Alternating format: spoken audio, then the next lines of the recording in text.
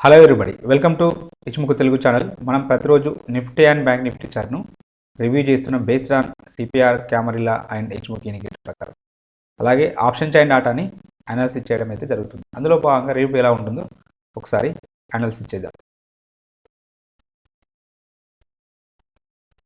ఈరోజు ముందుగా మన నిఫ్టీ అనేది ఒక 100 పాయింట్స్ గ్యాప్ అప్ తోటి ఓపెన్ అయిపోయి సుమారుగా మళ్ళీ 140-150 పాయింట్స్ అనేది డౌన్ సైడ్ రావడం జరిగింది. ద మెయిన్ ఎందుకు రీజన్ అంటే అలా ఎందుకు జరిగిందంటే, సో గ్లోబల్గా అంటే మన ఇన్ఫ్లేషన్ డాటా అనేది నెక్స్ట్ నెగిటివ్ రావడానికి పాసిబిలిటీ ఉంటుంది. గ్లోబల్గా సెంట్రల్ బ్యాంక్స్ మీటింగ్ ఉన్నాయి, అంటే గ్లోబల్గా కూడా అన్ని కంట్రీస్లలో ఇన్ఫ్లేషన్ అనేది పెరుగుతూ ఉంటుంది.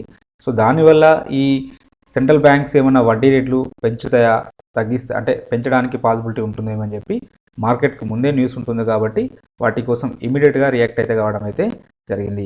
అలాగే ఇక్కడ మనం ఇంకోటి చూసినప్పుడు ఇండస్ట్రియల్ ప్రొడక్షన్ అనేది ఆ ఇండెక్స్ అనేది 3.2 అనేది పర్సెంటేజ్ అక్టోబర్లో మనకు పెరిగిందట. బట్ అది అనుకున్న దానికంటే ఎక్స్పెక్టేషన్ కంటే చాలా తక్కువగా ఉన్నదట. అందువల్ల మార్కెట్స్ అనేటివి ఈరోజు బాగా రియాక్ట్ అయినాయి. అండ్ పర్టికులర్గా ఎఫ్ఐఐస్ ప్రతిరోజు సెల్లింగ్ చేస్తున్నారు, మనం డైలీ అప్డేట్ చేస్తున్నాం. అందువల్ల మార్కెట్ అనేది హెవీగా కరెక్ట్ అయితే కావడం అయితే జరిగింది. మనం లాస్ట్ 2 డేస్ నుంచి వచ్చిన ర్యాలీని ఈ ఒక్కరోజు మొత్తం కంప్లీట్గా డౌన్ సైడ్ అయితే తీసుకెళ్లడం అయితే జరిగింది.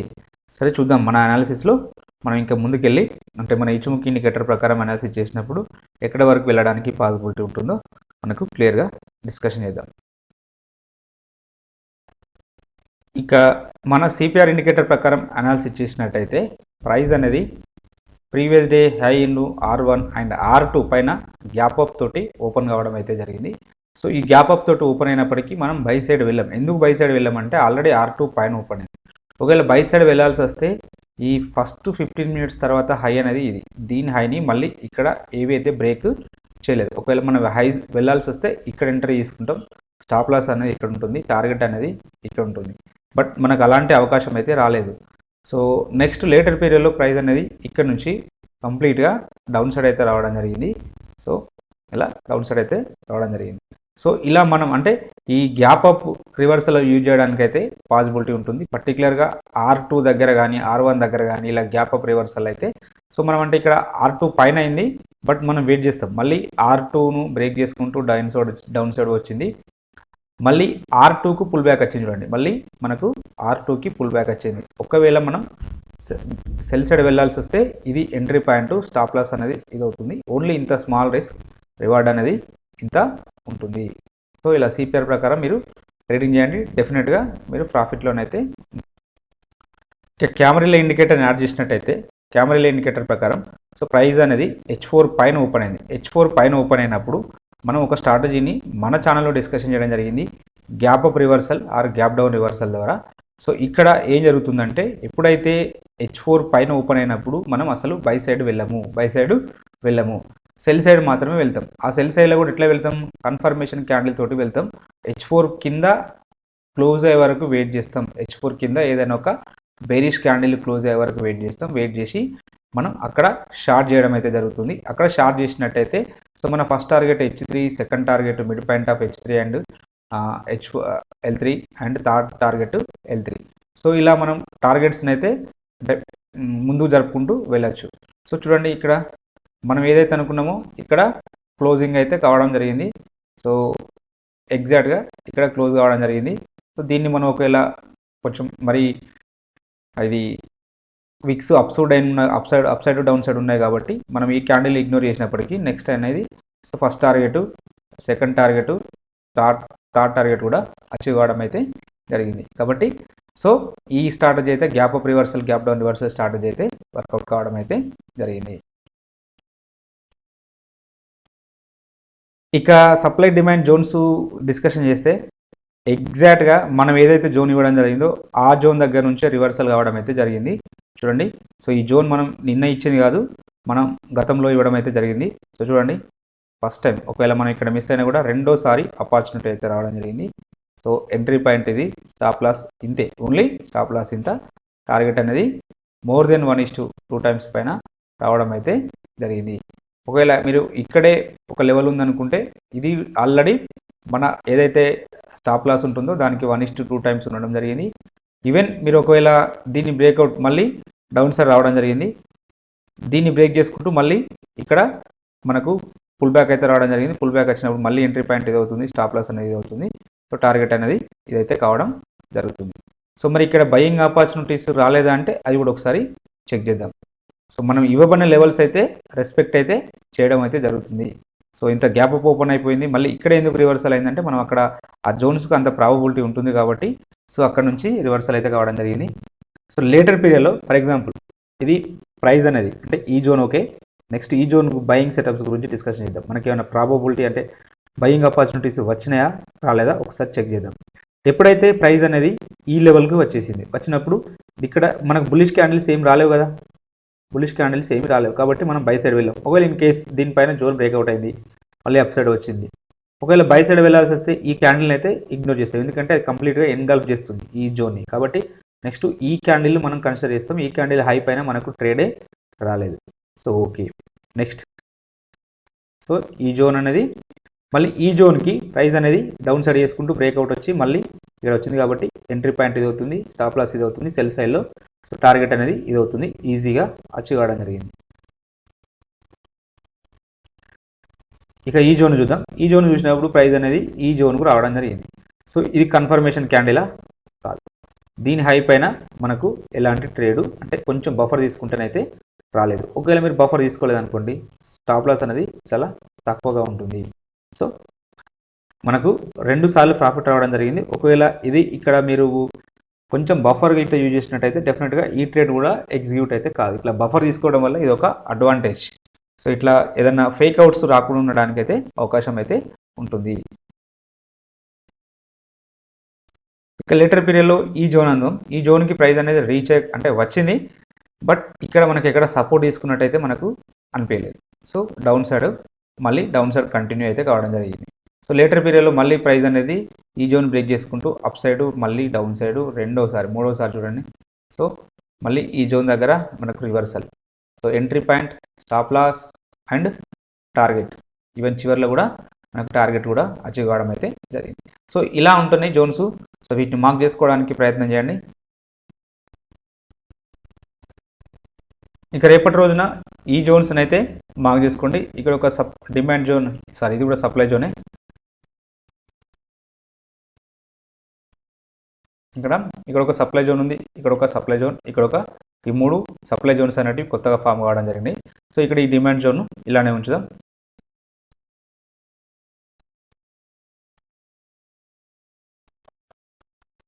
ఆప్షన్ చైన్ ఆటని చూసినట్టయితే హైయెస్ట్ ఓపెన్ ఇంట్రెస్ట్ అనేది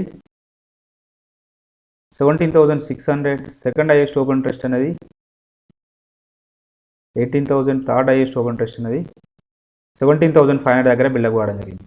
అంటే Nifty down side up side వస్తే first resistance, second resistance, third resistance ఇక్కడ ఉండడానికి పాసిబిలిటీ ఉంది.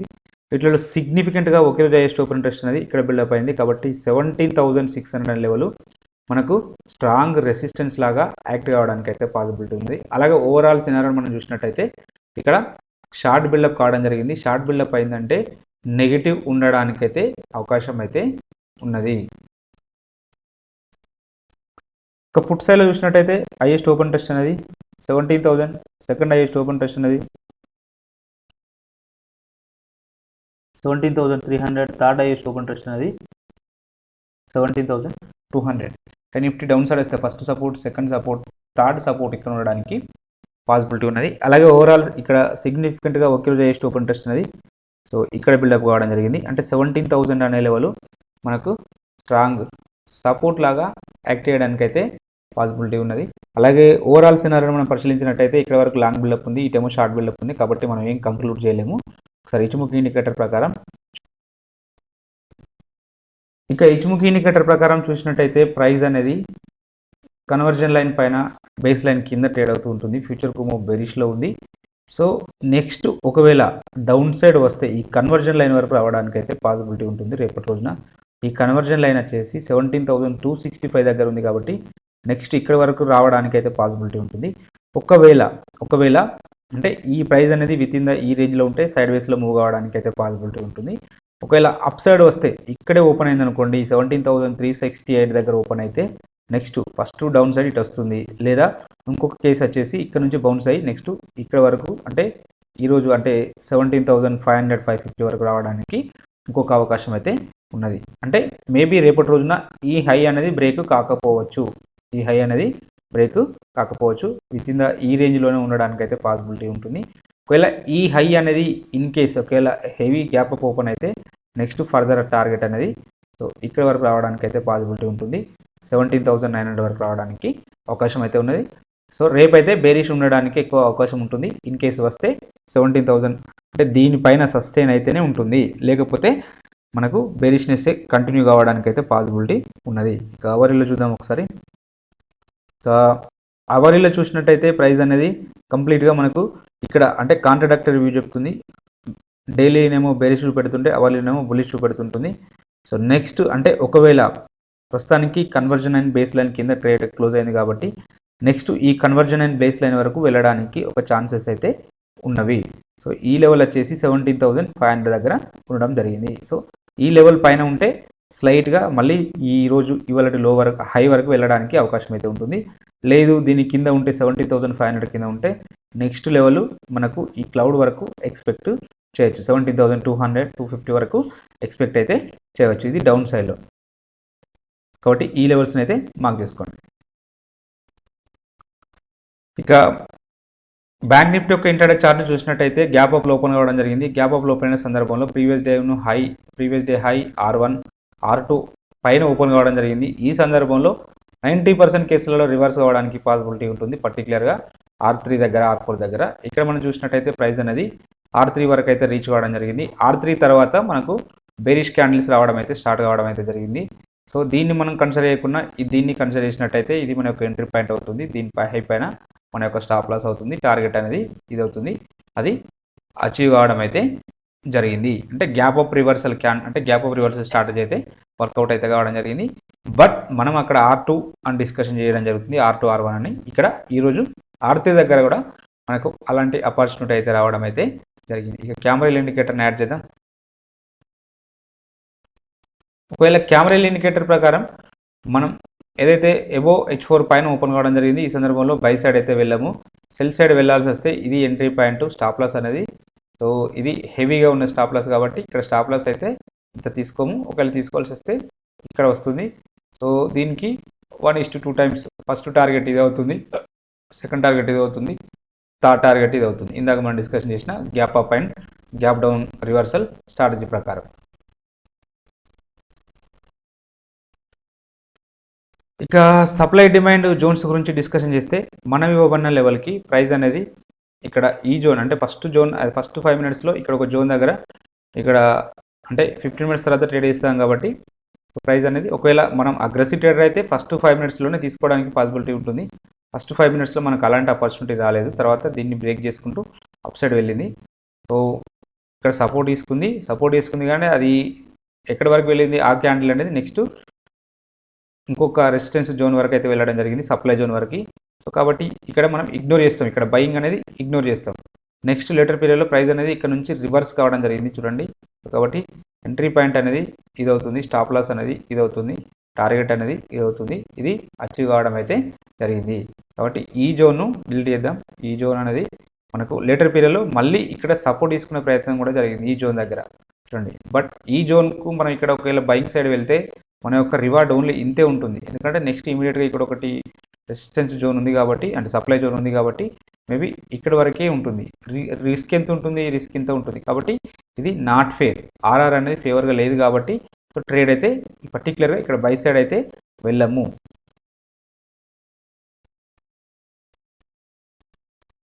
ఇక ఇంకొక జోన్ చూద్దాం. సో ఈ జోన్ అయిపోయింది. ఈ జోన్ దగ్గర ప్రైస్ మనకి ఎలాంటి బుల్లిష్ క్యాండిల్స్ రాలేదు కాబట్టి బై సైడ్ అయితే వెళ్ళాము. లేటర్ పీరియడ్లో ఈ జోన్ను బ్రేక్ చేసుకుంటూ డౌన్ సైడ్ రావడం జరిగింది. డౌన్ సైడ్ వచ్చిన తర్వాత నెక్స్ట్ వెనుకకు పుల్ బ్యాక్ రావడం జరిగింది. పుల్ బ్యాక్ వచ్చినప్పుడు ఈ జోన్ అనేది సెల్లింగ్ జోన్, సప్లై జోన్గా యాక్ట్ అవుతుంది. సప్లై జోన్గా యాక్ట్ అయినప్పుడు ఎంట్రీ పాయింట్ ఇది అవుతుంది, స్టాప్ లాస్ అనేది అవుతుంది. సో దీనికి 1:2 టైమ్స్ టార్గెట్ అనేది ఈజీగా అచీవ్ అవ్వడం అయితే జరిగింది. బట్ ఈ జోన్ చూసి కొంతమంది భయపడుతూ ఉంటారు. బట్ తీసుకునే వాళ్ళు అంటే కన్జర్వేటివ్ అగ్రెసివ్ ట్రేడర్ అయితే ఇక్కడ ట్రేడ్ తీసుకుంటాడు. సో ఈ జోన్ కూడా వర్కౌట్ అయితే కావడం జరిగింది. సో లేటర్ పీరియడ్లో మళ్ళీ ఈ జోన్ చూద్దాం. ఈ జోన్ దగ్గర ఎలాంటి బయింగ్ ఆపర్చునిటీ రాలేదు, సెల్లింగ్ ఆపర్చునిటీ వచ్చిందని నేను అంటున్నాను చూడండి. సో మళ్ళీ ఇక్కడికి వచ్చినప్పుడు ఇక్కడ మనకు దీన్ని బ్రేక్ చేసుకుంటూ డౌన్ సైడ్ అయితే రావడం జరిగింది. కాబట్టి ఎంట్రీ పాయింట్ ఇది, స్టాప్ లాస్ అనేది, టార్గెట్ అనేది సో అచీవ్ కావడం అయితే జరిగింది. సో లేటర్ పీరియడ్లో మళ్ళీ ఇక్కడ మనం ఇంకొకటి డిమాండ్ జోన్ ఇవ్వడం జరిగింది. ఈ డిమాండ్ జోన్కి ప్రైస్ అనేది చూడండి ఎంత అద్భుతంగా ఇక్కడ సపోర్ట్ తీసుకున్నది చూడండి. సో ఇంత పడుతున్నప్పుడు కూడా ఇక్కడ ఒక దగ్గర సపోర్ట్ అయితే తీసుకున్నది. ఎందుకు తీసుకుందంటే ఇక్కడ ఒక జోన్ ఉంది. సో గతంలో పెండింగ్ ఆర్డర్స్ ఉంటాయి. సో ఈ పెండింగ్ ఆర్డర్స్ను రెస్పెక్ట్ చేయడం అయితే జరిగింది. అందుకే ప్రైస్ అనేది పుల్ బ్యాక్ వచ్చింది. సో ఎంట్రీ పాయింట్ ఇది అవుతుంది, స్టాప్ లాస్ అనేది ఇది అవుతుంది, టార్గెట్ అనేది యాక్చువల్గా ఇది అవుతుంది. బట్ టార్గెట్ అయితే ఫుల్ టార్గెట్ అయితే అచీవ్ కాలేదు. 1:1 అయితే రావడం అయితే జరిగింది. ఒకవేళ మనం ఇక్కడ ప్రాఫిట్ బుక్ చేసుకోకపోతే స్టాప్ లాస్ అయితే ఇచ్చుకోవడం అయితే జరిగింది. ఎందుకు మరి ఇక్కడ నేను అంటే 1:1 అని చెప్తున్నాను అంటే మార్కెట్ అనేది కంప్లీట్గా పడుతూ ఉంటుంది. పడుతూ ఉన్నప్పుడు మనం అంటే ఈ కరెక్టివ్ మూవ్స్ అనే వాటిని ఎంత తక్కువ బుక్ చేసుకుంటే అంత మంచిది.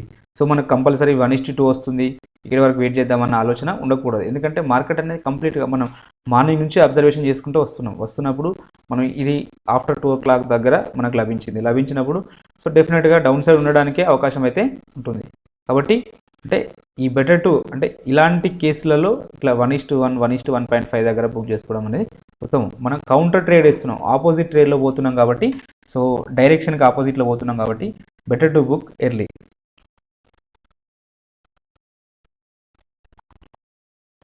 రేపటి రోజున ఈ జోన్ కన్సిడర్ చేయండి, ఇక్కడ ఒక జోన్ డ్రా చేయండి. సో ఈ జోన్ని ఎలానే ఉంచుదాం. సో తర్వాత ఈ మనము గతంలో ఉన్న జోన్స్ అయితే ఇక్కడైనా ఉండడం జరిగింది, వీటిని అయితే మార్క్ చేసుకోండి. ఇక ప్యారలల్ ఛానల్ ట్రేడింగ్ ప్రకారం చూస్తే మనం ఇవ్వబడిన ఈ ఏదైతే ఛానల్ ఉందో సో ప్రైస్ అనేది విత్ ఇన్ దట్ లెవెల్లోనే మూవ్ అవుతుంది ప్రజెంట్. సో యాక్చువల్గా అప్ సైడ్ వెళ్ళలేదు, డౌన్ సైడ్ వచ్చింది. ఈ మిడ్ లైన్ను క్రాస్ చేసుకుంటూ డౌన్ సైడ్ వచ్చింది. నెక్స్ట్ మళ్ళీ ఇక్కడ సపోర్ట్ అంటే రెసిస్టెన్స్ ఫేస్ చేసి డౌన్ సైడ్ అయితే రావడం జరిగింది.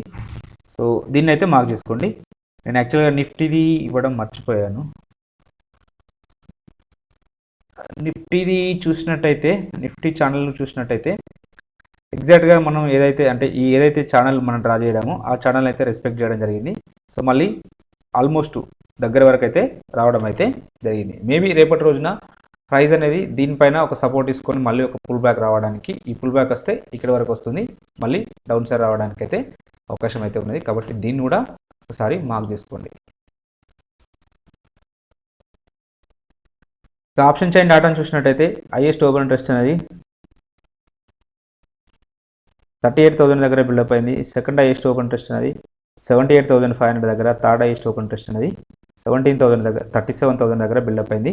బ్యాంక్ నిఫ్టీ అప్ సైడ్ వస్తే first resistance, second resistance, third resistance ఇక్కడ ఉండడానికి పాసిబిలిటీ ఉంటుంది. వీటిలో సిగ్నిఫికెంట్గా ఒకే రోజు హైయెస్ట్ ఓపెన్ ఇంట్రెస్ట్ అనేది ఇక్కడ బిల్డప్ అయింది. కాబట్టి ఈ 37,500 అనే లెవెల్ మనకు స్ట్రాంగ్ రెసిస్టెన్స్ లాగా యాక్టివ్ అవ్వడానికి అయితే పాసిబిలిటీ ఉన్నది.